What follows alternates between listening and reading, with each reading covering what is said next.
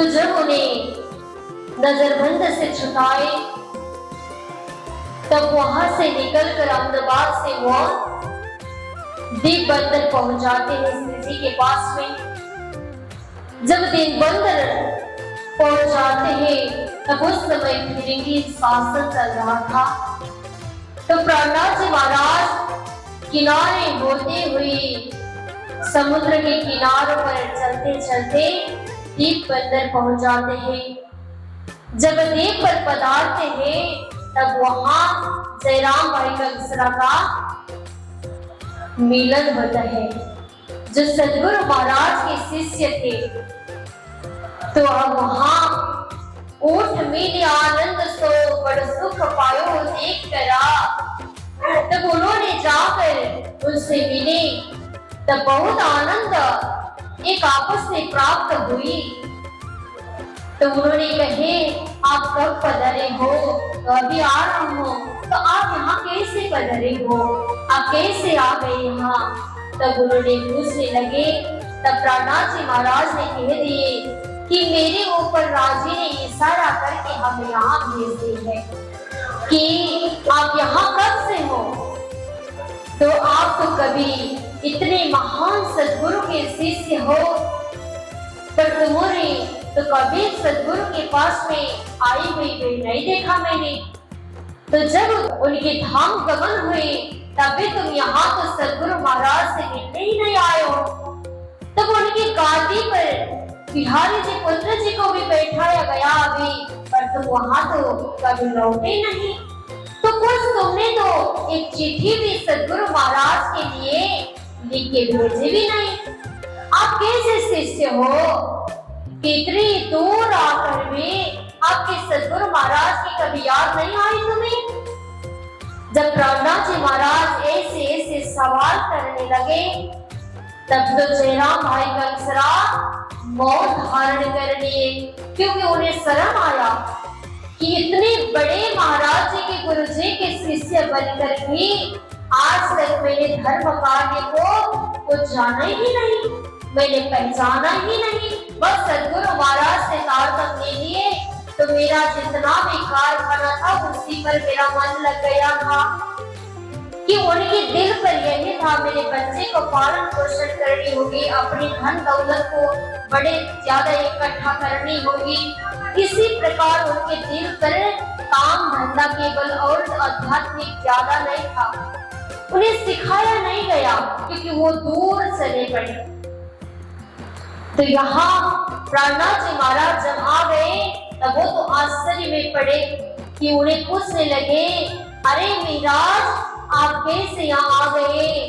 तो प्रहलाद जी महाराज ने कह दिए कि मुझे तो परमात्मा जी महाराज ने ही इशारा करके यहाँ भेजे हैं, तो मुझे तुम्हें जगाने के लिए यहाँ भेजे होंगे।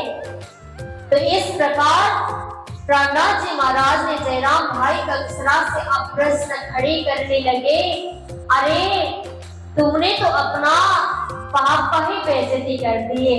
तो एक उदाहरण देते हुए ही कहने लगे, अरे एक बाप थे इतने सेठ ईमानदार, पूरी प्रशंसा था उनका समाज में, पर उनका बेटा ऐसा निकला कि वो तो बदमाश निकल गया कि उन्हें उनका बाप का कोई इज्जत रखने का कोई दायरा ही नहीं आता। तब वो बेटा की बजाय उनके बाप की भी क्या हुई? बेइज्जती हुई थी। ये तो बिगड़े हुए बेटे का बाप है। तो इसी प्रकार आपने भी सदगुरु महाराज की बेइज्जती की हो। पता है तुम्हें सदगुरु महाराज के अंदर कितना ज्ञान था, कितना धन दौलत की भंडार थी अखंड, जो जिसको धन वो आध्यात्मिक ज्ञान कहा जाता है। वो आध्यात्मिक धन इतना ज्यादा था, तुमने तो आज आध्यात्मिक ज्ञान को कोई मतलब ही नहीं किए कि आपने सदगुरु महाराज की इज्जत तो ख्याल ही नहीं की हो कि इतने बड़े महाराज जी गुरु जी के शिष्य हो। तुम्हें शर्म आना चाहिए जयराम भाई कंसरा कि आज तक यहाँ दीप बंदर पधरे हुए हो आप, तो कब आए हो यहाँ, कब से आए हो? तो यहाँ कितने लोगों को जागरण किए हो तुम्हें? कभी तुमने सदगुरु की महाराज की कोई जागरण की ज्ञान यहाँ आकर कोई किसी को संदेश दिया? तब उन्होंने कुछ भी नहीं बता सके। कौन साथ तुम कार्या किनको राम बताए, तुमने किन को बताए हो कि सदगुरु महाराज ने जिन राह हमें दिखाए है जागने की, वो राह कोई किसी को बताए तुमने? तब पूछते हैं, तब देवचंद्र जी महाराज की ज्ञान कितना बड़ा था तुम्हें पता ही है ना। तो आज तक किसी ने ऐसा ज्ञान प्रदान नहीं किए थे, तो हमारे सदगुरु महाराज ऐसा ज्ञान के भंडार है जिनके ऊपर राजी महाराज साक्षात विराजमान होकर वो इस ज्ञान के प्रचार किए थे। तब हमें उनके ज्ञान के प्रचार की मर्यादा करनी होगी। तो उसी ज्ञान को एक जगह से दूसरा जगह पर उसकी प्रचार प्रसार करनी थी, पर तुम्हें तो यहाँ आकर अपने कबलों पास उठेगा, कबलों हाथ एहनन्ना, कबलों घर में बैठेगा, आए सिर्फ क़यामत रोज़। अरे जय राम भाई कंसरा, तुम्हें यहाँ अब माया के संसार में रहकर कब तक धन की इकट्ठा करनी है? तुम्हारे समय तो अब क़यामत की घड़ी तो आई, तुम्हारे श्वास कब हो जाएगा वो तो किसी को पता ही नहीं है। तो तुम्हारी ऐसी घड़ी आई है तुम्हारे सिर पर तुम्हें कभी भी शर्म नहीं है, पर तुम्हें उस चीज की ध्यान भी नहीं रहेगी। अरे कब तक जरा भाई कंसरा बर्तन को कब तक उठोगे? उनका तो भाड़ा का फैक्ट्री था। तो इसलिए प्रहलाद जी महाराज ने उसी उदाहरण देते हुए कहे, तुम्हारी इस बर्तन के भाड़ा को कब तक चलाते रहोगे? कबलों हाथ है एहरना, हाथ में हथौड़ा लेकर उस एहरन को कब तक कूटोगे? कब तक मारते रहोगे? कबलों घर में बैठेगा, कब तक घर पर रहोगे? तुम्हारी तो आत्मा कोई परमात्मा की पहचान ही नहीं कर पा रही इस वजह से। तो तुम्हें अपने सिर पर आई हुई क़यामत की घड़ी तो देखनी होगी, जो परमात्मा को पहचाननी तो होगी ना। तुम्हें संसार में बैठकर ऐसी नहीं करना चाहिए। एलन को हाथ की हथौड़ा से तुम कब तक मारते रहोगे? तो इस प्रकार प्रहलाद जी महाराज ने उनके घर में बैठते हुए ऐसे डांटते हुए उन्हें जागने करने लगे। उनके अंदर ताकत ज्ञान था, पर कोई भी ज्ञान, कोई भी शिक्षा, कोई भी अनुशासन धर्म पर नहीं था। बस संसार में धन कमाना उनके लिए सबसे बड़ा था। तो बेटा को बड़े बनाना और घर में पत्नी को खुश बनाना उनके दिल पर इतना ही रहा था। पर सदगुरु महाराज की कृपा से आज फिर प्रहलाद जी महाराज उनके घर में पधरे हुए कह रहे हैं, अरे ऐसा नहीं होना चाहिए। अपनी आत्मा को सदगुरु महाराज की चर्चा को, दिल को धारण करना चाहिए। सदगुरु महाराज ने दी हुई वचन को मनन करनी चाहिए और तुम्हारे जीवन में भी अपनाना चाहिए कि कब तक संसार के कार्य करते रहोगे। तुम्हें शर्म आना चाहिए। तुम्हें शर्म नहीं लगा? मुझे तो तुम्हें देखकर शर्म लग रहा है, क्योंकि मैं भी सदगुरु महाराज के शिष्य हूँ और तुम भी उसी शिष्य हो। पर तुम्हें मुझे, मैं तो तब तुम्हें देख रहा हूँ और मुझे तो बहुत शर्म आ रही है। पर भी तुम्हारी घड़ी तो है, क़यामत की घड़ी आ रही है। देखो तुम कब तक संसार में ऐसे रहोगे? कोई ना अघाय ही नहीं इंटर में। इस संसार में तो कोई अघाय नहीं है, इस संसार से कोई तृप्ति नहीं हुई है। तो इस प्रकार में प्रहलाद जी महाराज ने समझाने लगे कि उदाहरण देने लगे। संसार में कुत्ता को तो देखे हो ना, तो उस कुत्ता एक सूखी हुई हड्डी को लाकर अपने दांतों से चबाने लगते हैं। तब वो चबाते चबाते अपने अंदर की एक गीजा नहीं होती, वो गीजा से खून फूटने लग जाता है। तब उन्हें पता नहीं चलता, तब वो गीजा हट जाता, तभी उन्हें पता कभी नहीं होता। तब उसको लगेगा कि इस हड्डी में स्वाद है, पर उस हड्डी का स्वाद तो उसे नहीं मिल रहा है, पर वही अपना ही अंदर का खून वो चूस के तृप्ति आनंद प्राप्त कर रहे थे। तो इसी प्रकार संसार भी ऐसी है, जो संसार में रहते रहते हमें संसार में बहुत सुख है कि संसार को देखते हुए अगर आपको आनंद की अनुभूति होगी तो आनंद की अनुभूति अपने दिल पर है, उसी आनंद को हम प्राप्त करते हैं, इसलिए संसार अच्छा लगता है। पर उसी तरह प्रहलाद जी महाराज ने जयराम भाई कंसरा को एक हड्डी की भी उदाहरण देते हुए, एक कुत्ता की भी उदाहरण देते हुए उन्हें सजाने के लिए बहुत प्रयास किए। तब उनकी मन में लगने लगा कि प्रहलाद जी महाराज ने सच तो कहा है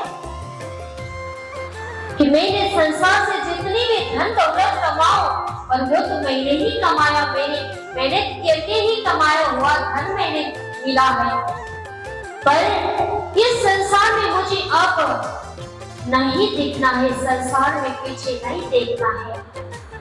अब मुझे तो सद्गुरु महाराज की में इतना ज्ञान के भंडार के मेरे धरीजे थे, तो उनके इतने बड़े गुरु थे मेरे, तो मैं उनका शिष्य हूँ, तो मैं न क्यों उनकी राह पर ना चलो। तो ऐसे भाव में जागृत होने लगा उनका भी। अब जब प्रहलाद जी महाराज ऐसे ढंग से उदाहरण देते हुए उन्हें कहने लगे, तब उनको बहुत शर्म तो लगा होगा ना, क्यों नहीं लगेगा। तो इस प्रकार फिर प्रहलाद जी महाराज से उन्हें निवेदन करने लगे, प्रहलाद जी महाराज आप बहुत दूर से आए हो, पर आपने कुछ प्रसाद भी तो लेनी होगी, तब आप आरंभ तो करनी होगी। प्रसाद सबने लिया कि कहीं मोड़ने की अरजा, हम न आई तो मोड़ने हमारी तो और करजा। देखो प्रहलाद जी महाराज और सब सुंदर शाह ने प्रसाद ले लिए। तब फिर जयराम भाई कंसरा ने कहे, प्रहलाद जी महाराज अब थोड़ी देर आप विश्राम करिए, तब आराम करिए। अब इतने दूर से थके हुए हमारे घर में आए हो, तो थोड़ी देर आप आराम करने के लिए उन्होंने कहा। फिर प्रहलाद जी महाराज ने उन्हें डांटना पड़ा, क्योंकि कह दिए हम ना आए तब पौड़ने, मैं यहाँ सोने के लिए नहीं आया हूँ, मैं यहाँ पौड़ने के लिए नहीं आया हूँ, मैं तो यहाँ हमारी तो और गरज है, मेरी तो यहाँ तुमके लिए ऐसी संसार के लिए परिचर्चा करने आया हूँ कि तुम इतने महान गुरुदेव के शिष्य हो कि उनकी महिमा कैसे हमें कहे के तृप्त हुए। ऐसे महान आत्मा के शिष्य होते हुए तुम्हें शर्म नहीं आती कि मैं यहाँ पढ़ने के लिए नहीं आया हूँ, मैं तो यहाँ तुम्हें जगाने के लिए आया हूँ। बोले कृष्ण कन्हैया लाल की।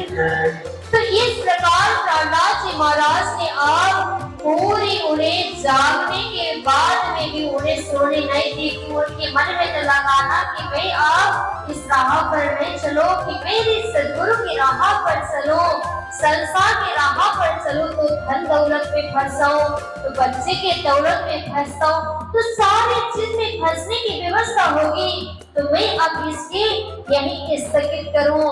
तो उन्होंने के दिल में तो आ रहा था, पर प्रहलाद जी महाराज जोर जोर से उन्हें जागरण करने लगे कि उन्हें बहुत गुस्सा आया कि इतना महान सद्गुरु के शिष्य होते हुए भी यहाँ दीप बंदर में दूर आकर बैठे, फिर अपने धर्म की कुछ मतलब ही नहीं था।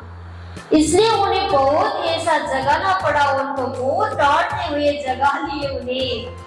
तो प्रहलाद जी महाराज ने वो तो किसके लिए कहे थे कि वो तो जयराम भाई कंसरा के लिए ही कहे थे कि जयराम भाई कंसरा माया में फंसने की कोई भी आवश्यकता नहीं है। अब तुम्हारी सिर पर वो क़यामत की घड़ी आई है, हमारे श्वास कब छूटेगा पता है? कोई किसी को वो घड़ी की कोई पता नहीं। अभी यहाँ हम चर्चा कर रहे हैं, तो हमारी कब छूटेगी ये भी तो पता नहीं है।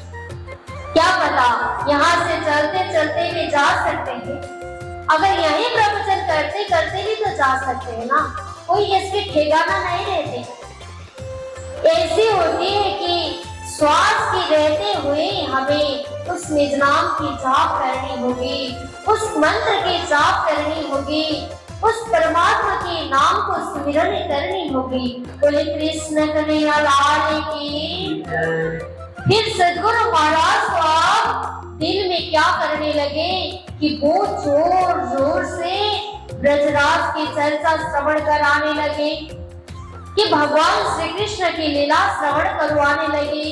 तो हम परमधाम से कैसे आए, ब्रजराज में कैसे आए, तो ब्रजराज से हम फिर परमात्मा के साथ में जुड़े हुए थे, फिर हमें संसार में आना पड़ा। इस प्रकार सारी प्रेम की विस्तार की घड़ी आप प्राणनाथ जी महाराज ने उन्हें पूरी निष्ठा बंधक श्रवण करवाए। तब उन्होंने दिल से कहने लगे, प्राणनाथ जी महाराज आपने तो मुझे ही साक्षात उस दिव्य धाम पर पहुंचा दिए कि मैंने सदगुरु महाराज की तरफ से तो इतना ज्ञान में दूर रहकर श्रवण कर ही नहीं पाया, पर आज ऐसी मौका मुझे ही प्रदान कर दिया आपने कि मैं बहुत धन्य धन्य हूँ कि आपने ऐसी महान ज्ञान इतना दूर आकर इतनी कष्ट करते हुए मुझे श्रवण करवाए। बोले कृष्ण कन्हैया लाल की। तो सदगुरु महाराज अब दीप बंधन में 2 साल तक रहकर उनको आत्मा की जागनी करवाई थी। जब 2 साल तक वहां रहे थे तो सारी जागनी कृपा उनके ऊपर सदगुरु महाराज की वृणन की भरतार स्वरूप की चर्चा, जागनी ब्रह्मांड की चर्चा, ब्रजराज की चर्चा श्रवण कराते कराते 2 साल व्यतीत हो गया था। बोले कृष्ण कन्हैया लाल की। अब जयराम भाई हाथ जोड़कर प्राणनाथ जी के पांव में पड़ते हुए कहे कि अब इस माया में मैं वापस नहीं लौटने वाला हूँ। आपने मेरे नजरे खोल दिए प्राणनाथ जी, मेरा तो नजर बंद था, जन्म तो अंधा था ना, पर संसार में आकर पूरी परमात्मा ने जागरण किए थे। तब फिर संसार में रहते रहते ही मेरा तो नजर बंद था, अब फिर आध्यात्मिक नजर खुल गया कि आपने दिखाई हुई राह पर मैंने चलने की कोशिश करूं प्राणनाथ जी। ऐसी कृपा हमारे ऊपर सदा हमेशा रहे। ऐसी प्रकार प्राणनाथ जी के साथ में उन्होंने बातचीत की। तब फिर उन्होंने कहे कि अब ये संसार की मेरी जो धन दौलत है ना प्राणनाथ जी महाराज, जो मेरी कारखाना है ना, ये सारी कारखाना भी मैं अपने बेटे के ऊपर सौंप देता हूँ।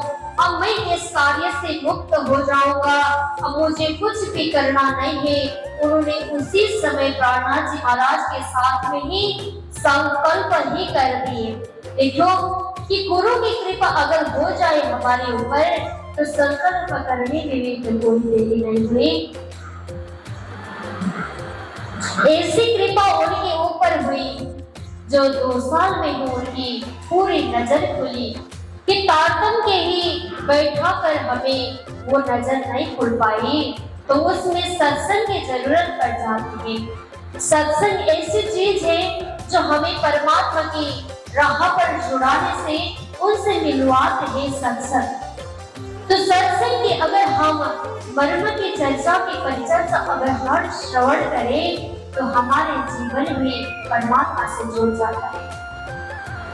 चाहे आप गृहस्थ रहकर परमात्मा से जुड़ सकते हो कि जयराम भाई को तो इस कारण प्राणनाथ जी ने डांटना पड़ा कि वो तो तारतम श्रवण करते हुए भी उनको जागनी नहीं हो पाई, क्योंकि उन्होंने सदगुरु महाराज की मर्यादा ही न रखे कि कभी उन्होंने तो जामनगर जाने की भी तो कोई बात ही नहीं की, तो संसार की दौलत से और कुछ नहीं रखे थे उन्होंने। इसलिए प्राणनाथ जी महाराज ने उन्हें डांटना पड़ा। वो कभी भी सत्संग में उपस्थित ही नहीं रहते थे। तो जीवन में सत्संग ना हो तो उनके जीवन का भजन बिना सब नरक है। बचे बचे मने माही एक आत्मधनी पहचानिए, निर्मल होना यही उपाय कहा गया है।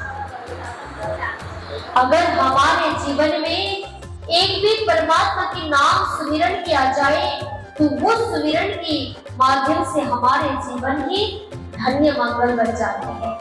पर अगर हम एक भी परमात्मा के नाम के सुमिरन ना करेंगे इस जीव के प्रवेश से, तो हमारे जीवन तो बची बची मर जाएगी ना।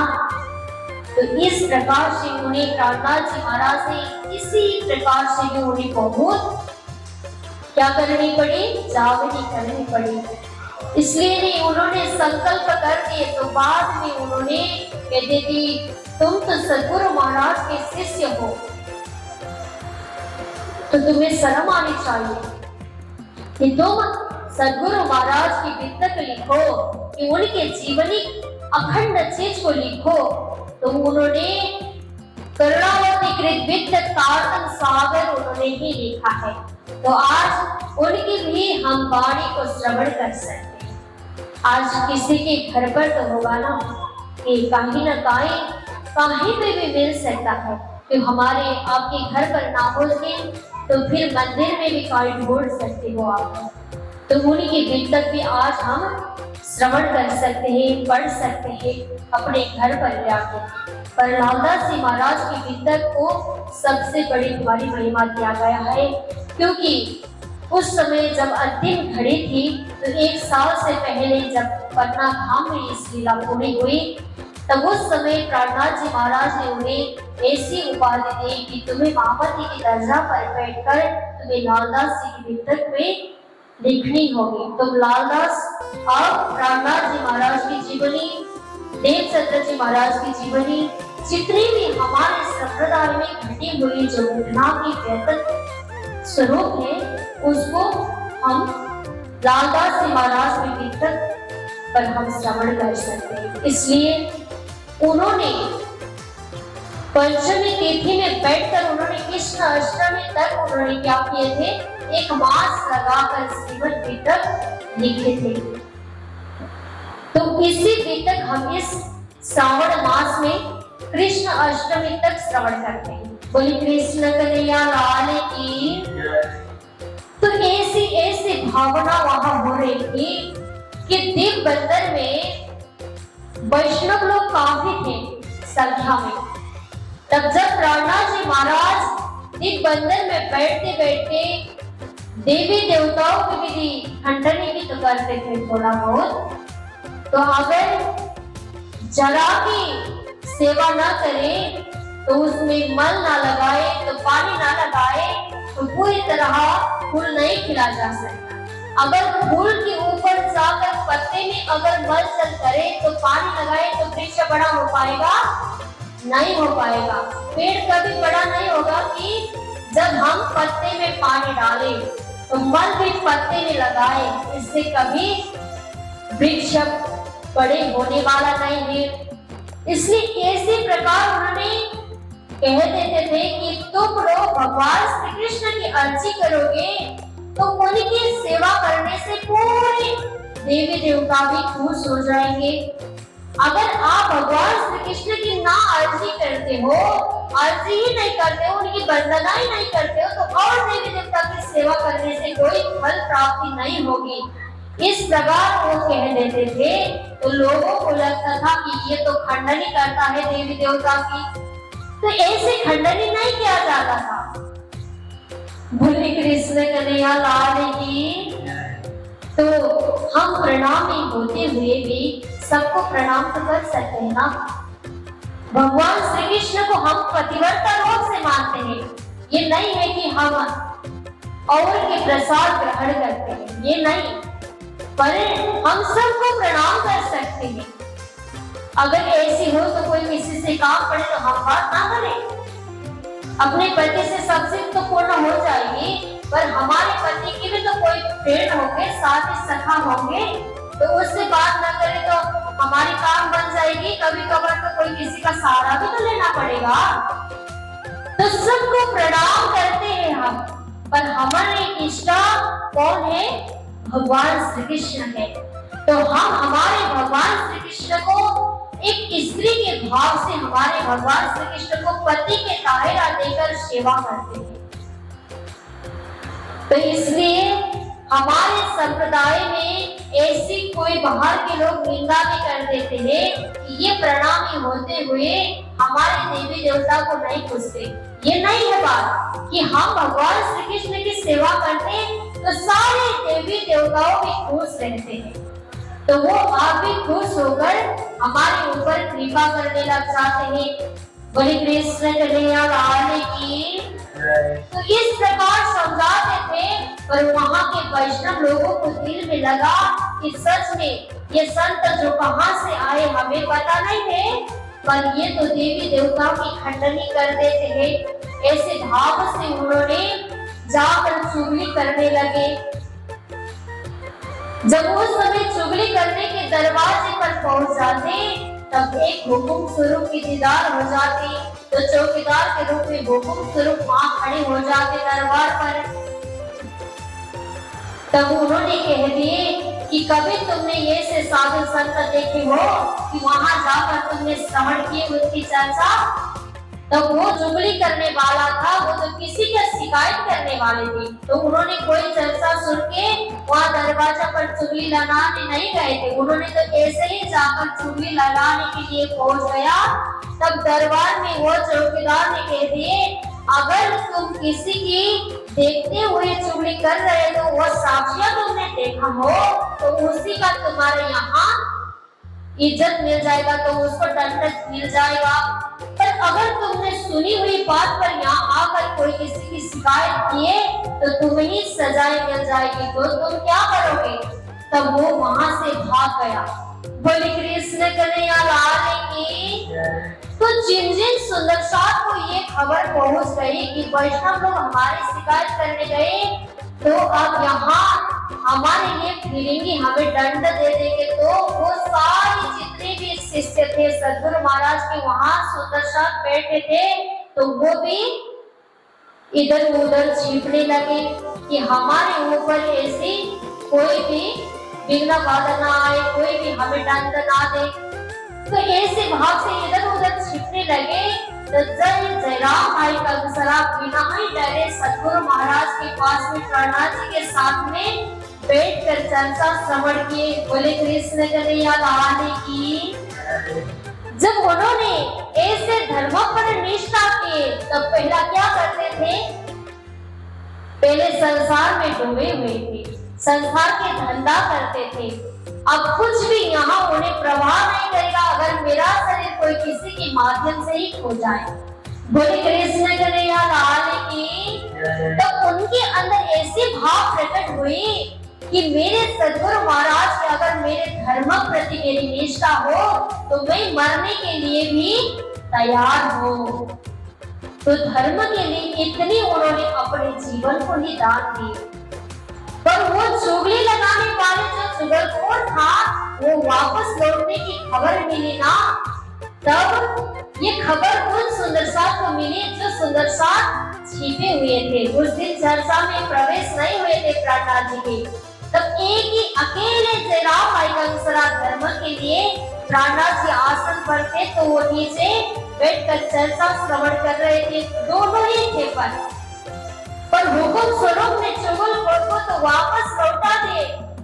तब उनको ये खबर ही आई कि जो चौकीदार थे ना, वो चुगलखोर को तो वापस भेजे, उसकी बात सुनवाई नहीं हुई। पर ये बात सुन के फिर जिन सुंदर साथ छिपे हुए थे, तो सब सामने आकर प्रहलाद जी से माफी मांगने लगे कि हमसे गलती हो गई, कि हमारे अंदर दृढ़ता भाव ही प्रकट नहीं हुई कि धर्म के लिए हमारे साक्षी जो है दिल घबरा गया कि हम डर के मारे भाग गए। बोले कृष्ण कन्हैया लाल की। प्रहलाद जी महाराज बोल के हंसी उड़ाने लगे। अगर आपके अंदर धर्म की निष्ठा ना हो, श्रद्धा भाव की निष्ठा ना हो, तो दृढ़ विश्वास भी ना हो, तो ये धर्म करके तुम क्या कर रहे हो?